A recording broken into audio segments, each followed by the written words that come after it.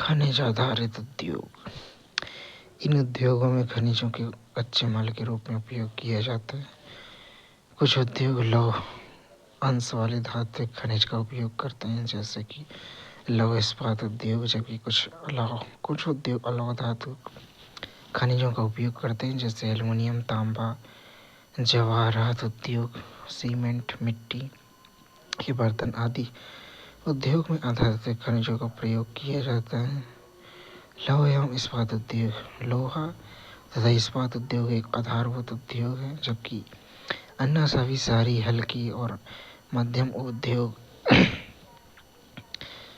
इससे बनी मशीनरी पर निर्भर हैं। विविध प्रकार की इंजीनियरिंग सामान, निर्माण सामग्री, रक्षा, चिकित्सा, टेलीफोन, वैज्ञानिक उपकरण जैसे विभिन्न प्रकार के उपभोक्ता वस्तुओं के निर्माण के लिए इस्पात की आवश्यकता होती है।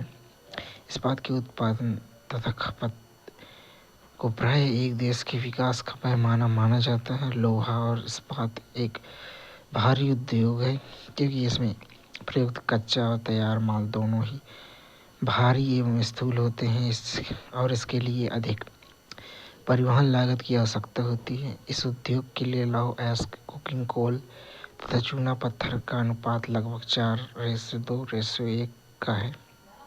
4:2:1 का है। इस्पात को कठोर बनाने के लिए इसे मैग्नीज की कुछ मात्रा की आवश्यकता होती है। भारत के छोटा नागपुर में पठारी क्षेत्र में अधिकांश लोहा एवं इस्पात उद्योग संकेंद्रित है। इस प्रदेश में कुछ उद्योग विकास के लिए अधिक अनुकूल सापेक्षिक परिस्थितियां हैं। इसमें लौह अयस्क की कम लागत, उच्च कोटि के कच्चे माल की निकटता, सस्ते श्रमिक और स्थानीय बाजार में इसकी मांग की विशाल संभावना सम्मिलित है। लौह इस्पात प्राप्त करने की प्रक्रिया में 8 टन कोयला प्लस 4 टन अयस्क प्लस 1 टन चूना पत्थर से 1 टन इस्पात बनता है। लौह और इस्पात उद्योग का स्थान परिवर्तन। 1800 ईस्वी के पूर्व इस्पात उद्योग वहां स्थित थे जहां कच्चा माल, विद्युत आपूर्ति, बहता जल आसानी से उपलब्ध हो। बाद में उद्योग के लिए आदर्श स्थिति कोयला क्षेत्र के समीप, नहरों और रेलवे के निकट थी। 1950 के बाद लोहा इस्पात उद्योग समुद्री पत्तन के निकट सपाट भूमि के विशाल क्षेत्रों में संकेंद्रित होना शुरू हुए।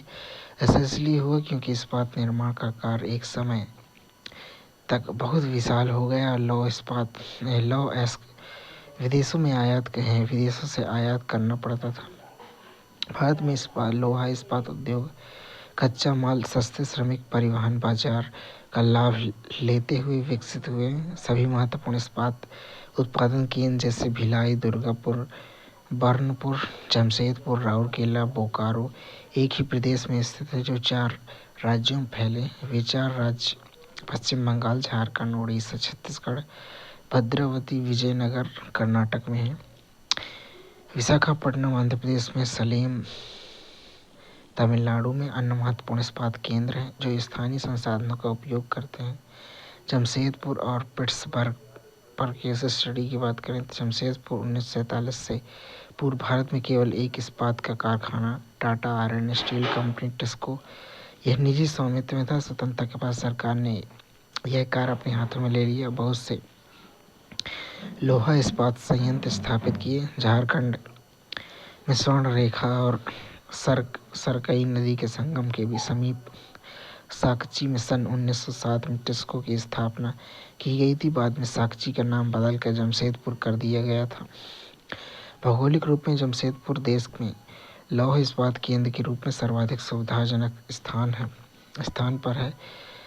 यह स्थान बंगाल नागपुर रेलवे पर कालीमाटी स्टेशन से मात्र 32 किलोमीटर की दूरी पर था। यह स्थान लौह इस्पात, लौह अयस्क, कोयला और मैग्नीज निक्षेपों के साथ साथ कोलकाता के निकट भी था, जहां विशाल बाजार उपलब्ध था।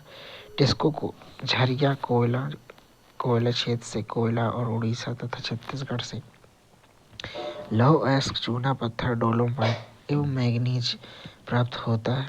सरकई और स्वर्णरेखा नदियों से पर्याप्त जल की प्राप्ति होती है।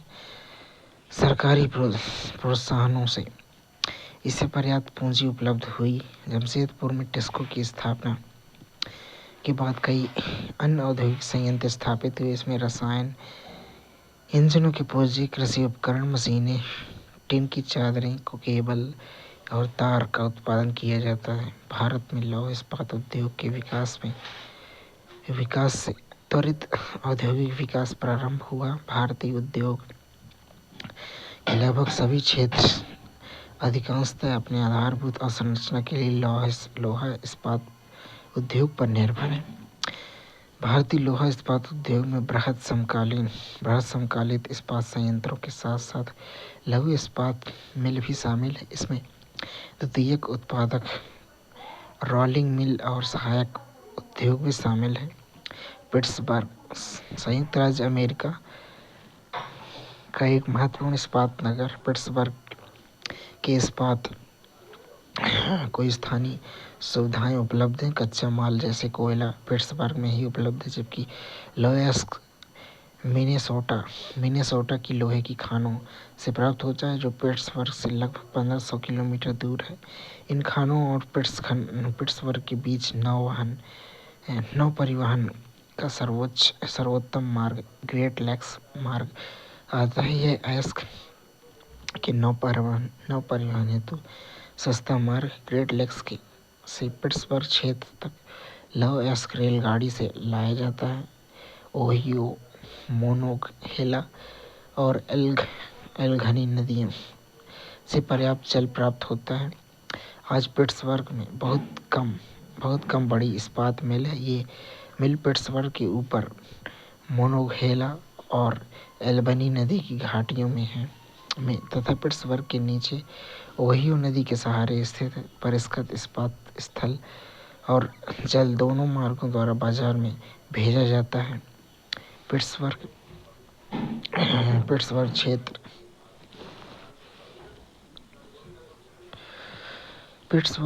क्षेत्र में इस्पात मिलों के अतिरिक्त कई अन्य कारखाने हैं। ये रेल, पटरी, उपकरण, भारी मशीनरों के उत्पादन में इस्पात का कच्चे माल के रूप में कार्य करते हैं। इस्पात निर्माण की प्रक्रिया के बाद कच्चे माल का कारखानों तक परिवहन, फिर झोंकदार भट्टी, लौह अयस्क का गलाया जाना। चूना पत्थर एक सहायक खनिज है जो इसमें मिलाया जाता है। धातु का मैल हटाया जाता है। अयस्क को गर्म करने के लिए कोक का ईंधन के रूप में इस्तेमाल होता है। फिर ढलवा लोहा, तरल पदार्थों को सांचों में ढाला जाता है जिससे ढलवा लोहा तैयार होता है। इस्पात बनाना, ढलवा लोहे को पुनः गलाकर ऑक्सीकरण द्वारा अशुद्धता हटाकर तथा मैंगनीज, निकेल, क्रोमियम मिलाकर शुद्ध किया जाता है। धातु को आकार देना, रोलिंग, प्रेसिंग, ढलाई और गढ़ाई। एल्युमिनियम प्रगलन, भारत में एल्युमिनियम प्रगलन दूसरा सर्वाधिक महत्वपूर्ण धातु शोधन उद्योग है। यह हल्का, जंग अवरोधी, ऊष्मा का सुचालक, लचीला तथा अन्य धातुओं के मिश्रण से अधिक कठोर बनाया जा सकता है।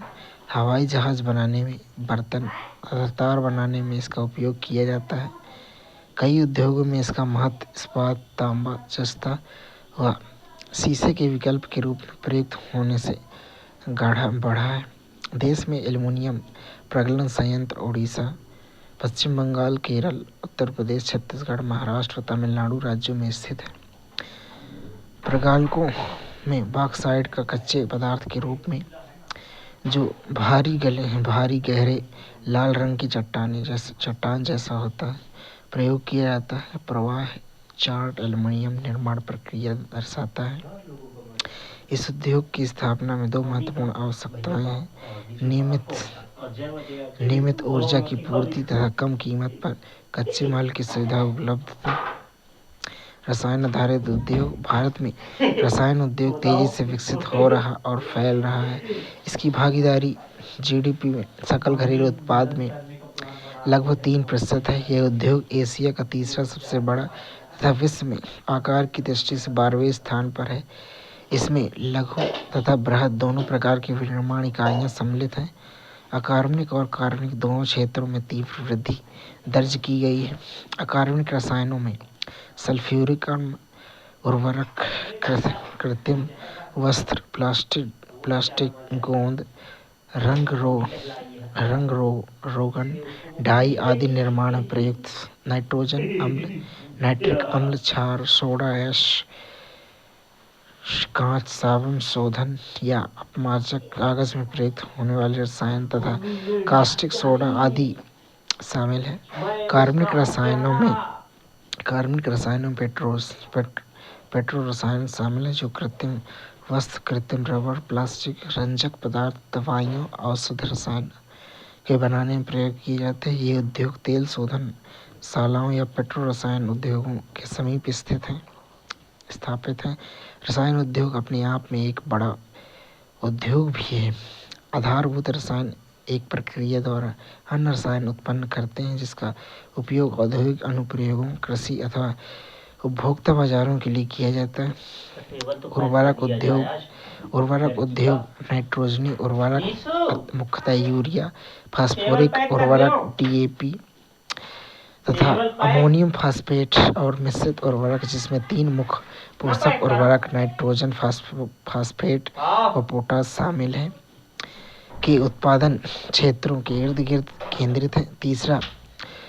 तीसरा अर्थात पोटाश पूर्णतः आयात किया जाता है क्योंकि हमारे देश में वाणिज्यिक रूप से या किसी भी रूप में प्रयुक्त होने वाला पोटाश या पोटेशियम यौगिकों के भंडार नहीं है।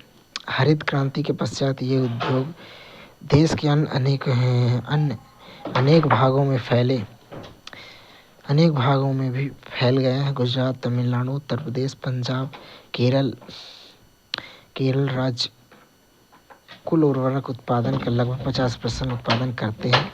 अन्य महत्वपूर्ण उत्पादक राज्य में आंध्र प्रदेश, उड़ीसा, राजस्थान, बिहार, महाराष्ट्र, असम, पश्चिम बंगाल, गोवा, दिल्ली, मध्य प्रदेश, कर्नाटक है। सीमेंट उद्योग निर्माण कार्यों जैसे घर, कारखाने, पुल, सड़कें, हवाई अड्डा, बांध तथा अन्य व्यापारिक प्रतिष्ठानों के निर्माण में सीमेंट आवश्यक है। इस उद्योग को भारी व स्थूल कच्चे माल जैसे चूना, पत्थर, सिलिका और जिप्सम की आवश्यकता होती है। पहला सीमेंट उद्योग सन 1994 में चेन्नई में लाया गया था। 1904 में चेन्नई में लाया गया था पहला सीमेंट उद्योग। स्वतंत्रता के पश्चात से उद्योग का प्रसार हुआ। वन आधारित उद्योग वनों से प्राप्त कई मुख्य एवं गौण उपज कच्चे माल के रूप में उद्योग में प्रयुक्त होती। फर्नीचर उद्योग के लिए इमारती लकड़ी, कागज उद्योग के लिए लकड़ी, बांस एवं घास तथा लाख उद्योग के लिए लाख वनों से ही प्राप्त होती है। पशु आधारित उद्योग चमड़ा एवं उन पशुओं से प्राप्त कच्चा माल है। चमड़ा उद्योग के लिए चमड़ा एवं ऊनी वस्त्र उद्योग के लिए उन पशुओं को से ही प्राप्त की जाती। हाथी दांत उद्योग के लिए दांत भी हाथी से मिलता है। उत्पाद पर आधारित उद्योग कुछ मशीनों एवं बाजारों के निर्माण में लौह इस्पात का कच्चे माल के रूप में उपयोग किया जाता है। लौह इस्पात स्वयं में एक उद्योग है। ये उद्योग जिनके उत्पाद को अन्य वस्तुओं बनाने के लिए कच्चे माल के रूप में प्रयोग में लाया जाता है उन्हें आधारभूत उद्योग कहते हैं। लौह इस्पात उद्योग के लिए मशीनें, कपड़ा, वस्त्र उद्योग में उपयोग हेतु उपभोक्ता वस्तु उद्योग में ऐसे सामान का उत्पादन करते हैं जो प्रत्यक्ष रूप से उपभोक्ता द्वारा उपयोग कर लिया जाता है।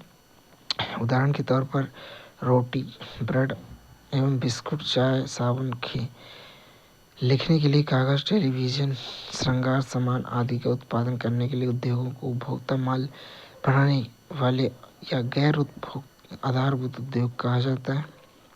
स्वामित्व के आधार पर उद्योग सार्वजनिक क्षेत्र के उद्योग सरकार के अधीन होते हैं। भारत में बहुत से उद्योग सार्वजनिक क्षेत्र के अधीन हैं। समाजवादी देशों में भी अनेक उद्योग सरकारी स्वामित्व वाले होते हैं। मिश्रित अर्थव्यवस्था में निजी एवं सार्वजनिक दोनों प्रकार के उद्यम पाए जाते हैं। सार्वजनिक क्षेत्र में लगे सरकारी एजेंसियों द्वारा प्रबंधित तथा सरकार द्वारा संचालित उद्योग जैसे भारत हेवी इलेक्ट्रॉनिक्स लिमिटेड भेल तथा Steel Authority of India Limited SAIL आदि हैं। निजी क्षेत्र के उद्योग का स्वामित्व व्यक्तिगत निवेशकों के पास होता है। वे निजी संगठनों द्वारा संचालित होते हैं। पूंजीवादी देशों में अधिकतर उद्योग निजी क्षेत्र में हैं।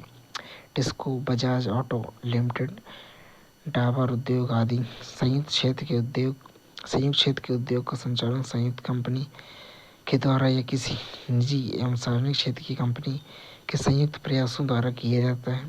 अर्थात संयुक्त उद्योग वैसे उद्योग हैं जो राज्य सरकार और निजी क्षेत्र के संयुक्त प्रयासों से किए जाते हैं, जैसे कि ऑयल इंडिया लिमिटेड। सहकारी क्षेत्र जिनका स्वामित्व कच्चे माल की आपूर्ति करने वाले उत्पादक श्रमिकों या दोनों हाथों में होता है। संसाधनों का कोष संयुक्त होता है तथा लाभ हानि का विभाजन भी आनुपातिक होता है, जैसे महाराष्ट्र के चीनी उद्योग, केरल के नारियल पर आधारित उद्योग। नए उभरते उद्योग पिछले कुछ दशकों में दुनिया भर में नए उच्च प्रौद्योगिकी उद्योग विकसित हुए। इन तकनीकी उद्योगों में मुख्य रूप से आईटी, इलेक्ट्रॉनिक्स, मोटर गाड़ी उद्योग शामिल हैं। उच्च प्रौद्योगिकी उद्योग की संकल्पना की बात करें तो निर्माण प्रक्रिया में उच्च प्रौद्योगिकी नवीनतम पीढ़ी है। इसमें उन्नत वैज्ञानिक और इंजीनियरिंग उत्पादों का निर्माण गहन शोध एवं विकास के प्रयोग द्वारा किया जाता है। संपूर्ण श्रमिक शक्ति का अधिकतर भाग व्यावसायिक सफेद कॉलर श्रमिकों का होता है। ये उच्च दक्ष एवं विशिष्ट व्यावसायिक श्रमिक वास्तविक उत्पादन नीला कॉलर श्रमिकों से संख्या में अधिक होते हैं। उच्च प्रौद्योगिकी उद्योग में यंत्र मानव, कंप्यूटर आधारित डिजाइन, कैड और निर्माण, धातु पिघलने तथा शोधन के इलेक्ट्रॉनिक नियंत्रण एवं नए रासायनिक औषधि उत्पाद प्रमुख स्थान रखते हैं। इस भूदृश्य में विशाल भवनों, कारखानों तथा भंडार क्षेत्रों के स्थान पर आधारित नीचे साफ सुथरे बिखरे कार्यालय एवं प्रयोगशालाएं देखने को मिलती हैं। इस समय जो भी प्रादेशिक व स्थानीय विकास की योजनाएं बन रही हैं उनमें नियोजित व्यवसाय पार्क का निर्माण किया जा रहा है। वे उच्च प्रौद्योगिकी उद्योग को प्रादेशिक संकेंद्रित, आत्मनिर्भर एवं उच्च विशिष्टता के लिए होते हैं। उन्हें प्रौद्योगिक ध्रुव कहा जाता है। विश्व अर्थव्यवस्था में निर्माण उद्योग का बड़ा योगदान है। लौह इस्पात, वस्त्र, मोटर गाड़ी निर्माण, पेट्रो रसायन एवं इलेक्ट्रॉनिक्स विश्व के प्रमुख निर्माण उद्योग हैं। सूचना प्रौद्योगिकी और इलेक्ट्रॉनिक्स उद्योग के अंतर्गत आने वाले उत्पादों में ट्रांजिस्टर से लेकर television, telephone, cellular telecom, telephone exchange, radar, computer और दूरसंचार उद्योग के लिए उपयोग अनेक अन्य उपकरण तक बनाए जाते हैं। बेंगलुरु भारत की इलेक्ट्रॉनिक राजधानी के रूप में उभरा है। इलेक्ट्रॉनिक सामान के अन्य महत्वपूर्ण उत्पादक केंद्र मुंबई, दिल्ली, हैदराबाद, पुणे, चेन्नई, कोलकाता तथा लखनऊ है। इस उद्योग का सर्वाधिक संकेंद्रण बेंगलुरु, नोएडा, मुंबई, चेन्नई, हैदराबाद, पुणे में है। यह भी अत्यंत रोचक है कि भारत में सूचना प्रौद्योगिकी उद्योग के सफल होने के कारण हार्डवेयर और सॉफ्टवेयर का निरंतर विकास है। मोटर उद्योग मोटर गाड़ियों तथा सामान के तीव्र परिवहन के साधन भारत में विभिन्न केंद्रों पर ट्रक, बसें, कारें, मोटर साइकिल, स्कूटर, तिपहिया तथा बहुउपयोगी वाहन निर्मित किए जाते हैं।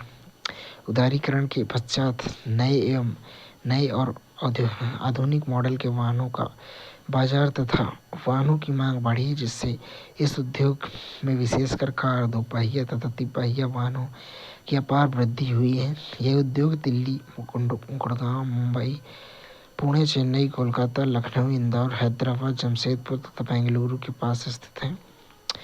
विचारणीय बिंदु है कि भले ही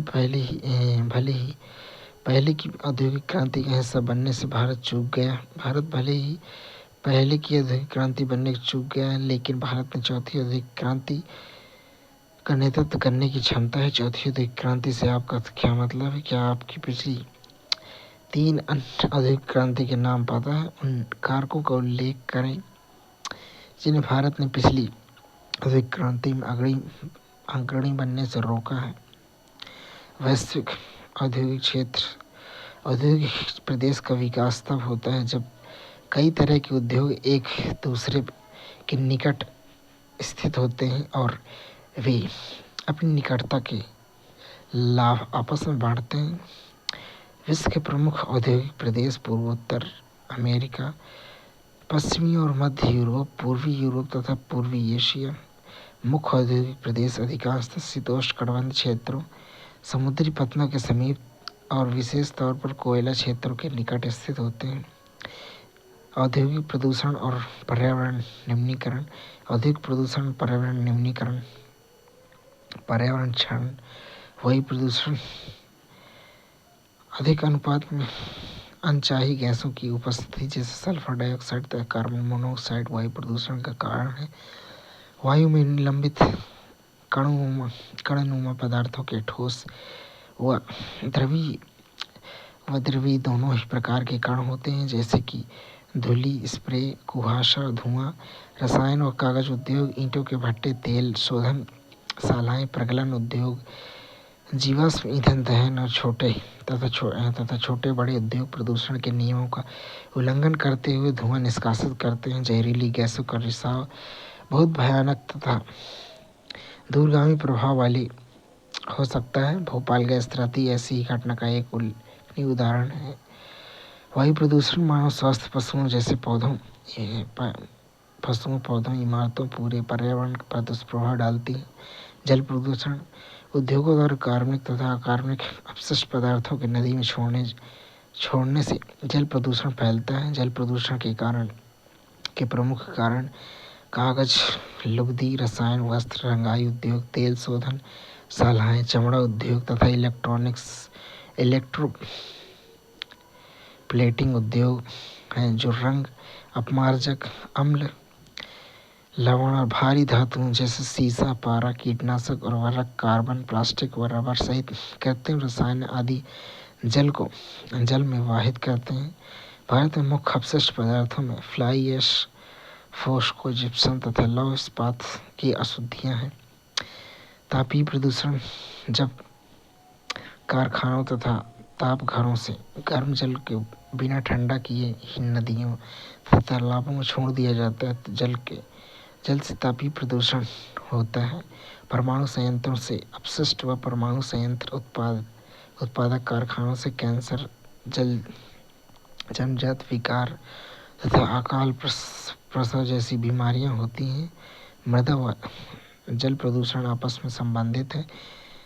मलबे का ढेर, विशेष कांच, हानिकारक रसायन, औद्योगिक बहाव, पैकिंग, लवण, कूड़ा करकट मृदा को अनउपजाऊ बनाता है। वर्षा जल के साथ ये प्रदूषक जमीन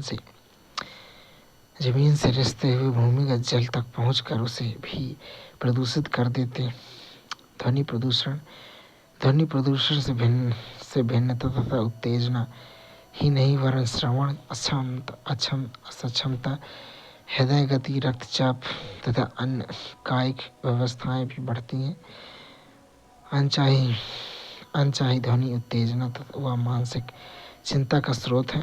औद्योगिक तथा निर्माण कारखानों के उपकरण, जनरेटर, लकड़ी चीरने के कारखाने, गैस यांत्रिकी तथा विद्युत ड्रिल भी अधिक ध्वनिक उत्पन्न करते हैं। औद्योगिक आपदा उद्योग में दुर्घटना या विपदा मुख्य रूप से तकनीकी विफलता या संकट उत्पन्न करने वाले पदार्थों के बेहतरीन उपयोग के कारण घटित होते हैं। भोपाल में 3 दिसंबर 1984 को लगभग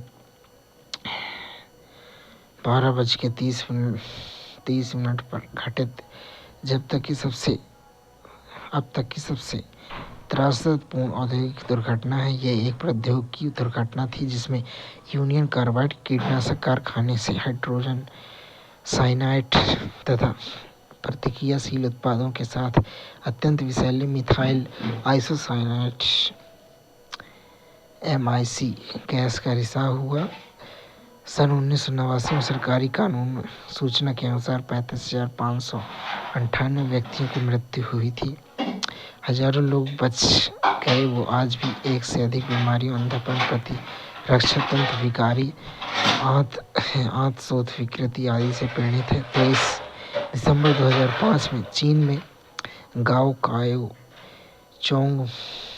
चोंगिंग में गैस कूप विस्फोट से 247 लोगों की मृत्यु तथा 9,000 लोग दुर्घटनाग्रस्त हो गए थे और इन स्थानों से 64,000 लोगों को विस्थापित किया गया था। कई लोग विस्फोट के बाद न भाग सकने के कारण मर गए। वे जो समय पर भाग गए उनकी आंखें, त्वचा, फेफड़े गैसों से क्षतिग्रस्त हो गए। जोखिम कम होने के बजाय उपाय क्या है? घने बसे आवासीय क्षेत्रों को औद्योगिक क्षेत्रों से अलग दूर रखना चाहिए। उद्योगों के समीप बसने वाले लोगों को दुर्घटना होने की स्थिति में विषैले व खतरनाक उद्योगों के संक्रमण और उनके संभव प्रभावों का ज्ञान होना चाहिए। आग की चेतावनी और अग्निशमन की व्यवस्था को उन्नत किया जाना चाहिए। विषैले पदार्थों के भंडारण क्षमता की सीमा होनी चाहिए। उद्योगों के प्रदूषण नियंत्रण के उपाय को उन्नत किया जाना चाहिए। पर्यावरण निम्नीकरण की रोकथाम। कारखानों द्वारा निष्कासित एक लीटर अपशिष्ट में लगभग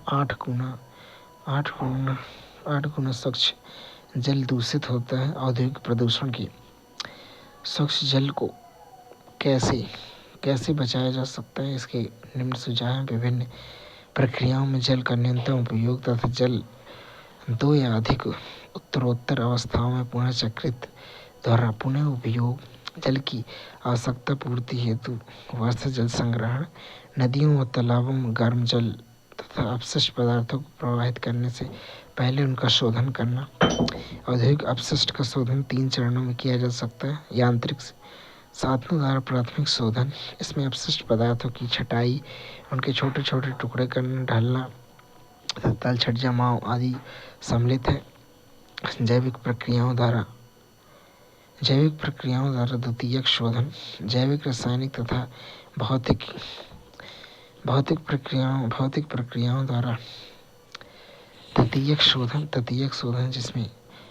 जिसमें अपशिष्ट जल को पुनर्चक्रण द्वारा पुनः प्रयोग योग्य बनाया जाता है। जहाँ भूमिगत जल का स्तर कम है वहाँ उद्योगों द्वारा उनके अधिक निष्कासन पर कानूनी प्रतिबंध होना चाहिए। वायु से निलंबित प्रदूषण को कम करने के लिए कारखानों में ऊंची चिमनियों में इलेक्ट्रोस्टैटिक अवक्षेपण, इलेक्ट्रोस्टैटिक प्रेसिपिटेटर्स, स्क्रबर उपकरण, गैसीय प्रदूषण पदार्थों को जड़त्वीय रूप से पृथक करने के लिए उपकरण होना चाहिए। कारखानों में कोयले की अपेक्षा तेल व गैस के प्रयोग से धुएं के निष्कासन में कमी लाई जा सकती है। मशीनों व उपकरण का उपयोग किया जा सकता है तथा जनरेटरों में साइलेंसर लगाए जा सकते हैं। ऐसी मशीनों का प्रयोग किया जाए जो ऊर्जा सक्षम हो तथा कम ध्वनि प्रदूषण करें। ध्वनि अवशोषित करने वाले उपकरण के इस्तेमाल के साथ कानों पर शोर नियंत्रण उपकरण भी पहनने चाहिए। सतत पोषणीय विकास की चुनौतियों के लिए पर्यावरणीय सचेतना से युक्त आर्थिक विकास की जरूरत है। राष्ट्रीय ताप विद्युत NTPC द्वारा दिखाया गया मार्ग। भारत में राष्ट्रीय ताप विद्युत कॉर्पोरेशन विद्युत प्रदान करने का प्रमुख निगम है। इसके पास पर्यावरण प्रबंधन तंत्र 14001 के लिए ISO प्रमाण पत्र है। यह निगम प्राकृतिक प्रदूषण और संसाधन जैसे जल, खनिज तेल, गैस तथा ईंधन संरक्षण नीति का हिमायती है इसमें इन्हें ध्यान में रखकर ही विद्युत संयंत्रों की स्थापना करता है। ऐसे निम्न उपायों द्वारा संभव है आधुनिकतम तकनीकों पर आधारित उपकरणों का सही उपयोग करके तथा विद्यमान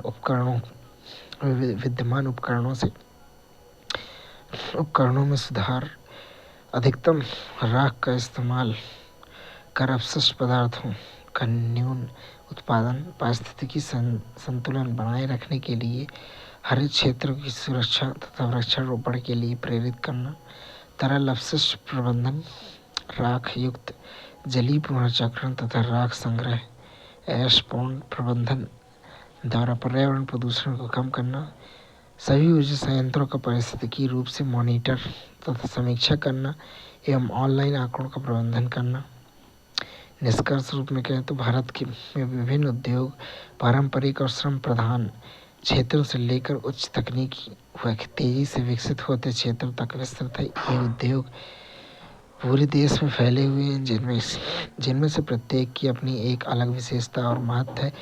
वे देश की अर्थव्यवस्था, रोजगार सृजन और तकनीकी उन्नति से महत्वपूर्ण योगदान देते हैं। हालांकि वे पर्यावरण जैसी चुनौतियों भी लेकर आते हैं, जिसके लिए जिम्मेदार और टिकाऊ प्रथाओं की आवश्यकता होती है। जैसे जैसे भारत और औद्योगिक परिदृश्य को विकसित और विविधतापूर्ण बनाया जा रहा है, आर्थिक विकास एवं पर्यावरण संरक्षण के बीच संतुलन बनाना इसके भविष्य की समृद्धि में महत्वपूर्ण होगा। शब्दावली की बात करें, मशीनीकरण दृष्टिकोण में कार्यों को करने के लिए उपकरणों का उपयोग शामिल है। स्वचालन मशीनीकरण के विकसित चरण का प्रतिनिधित्व करता है, जहां विनिर्माण प्रक्रिया में मानवीय संज्ञानात्मक इनपुट की आवश्यकता नहीं होती है। सामूहिकरण कई उद्योगों में अग्रणी उद्योग और अन्य उद्योगों के साथ निकटता से लाभ होता है। इन लाभों को समूह अर्थव्यवस्था कहा जाता है। फुटलूज उद्योग ये किसी खास कच्चे माल जैसे भार, हानि या अन्य किसी चीज पर निर्भर नहीं होते हैं, बल्कि मुख्य रूप से अन्य घटकों पर निर्भर होते हैं, जिन्हें कहीं से भी प्राप्त किया जा सकता है। इसमें कम मात्रा में उत्पादन होता है और कम श्रम शक्ति को रोजगार प्राप्त होता है। कुटीर उद्योग ये सबसे छोटे पैमाने के उद्योग इकाई हैं, जहाँ कारीगर स्थानीय माल और बुनियादी बाजारों का उपयोग करके अपने घरों में ही रोजमर्रा की वस्तुएं बनाते हैं। अक्सर परिवार के सदस्यों की सहायता से ये कभी कभी अंशकालिक श्रमिकों की मदद से सिंथेटिक फाइबर ये मानव द्वारा रासायनिक संश्लेषण के माध्यम से बनाए गए फाइबर होते हैं, जबकि प्राकृतिक फाइबर सीधे जीवित जीवों एवं पौधों जैसे कपास या जानवरों के फर से प्राप्त होते हैं। विनिर्माण केंद्र का विचार उद्योग जगत के नेताओं, प्रौद्योगिकी विश्लेषकों और आर्थिक विकास पेशेवरों के बीच उभरती आम सहमति को दर्शाता है। इस क्षेत्र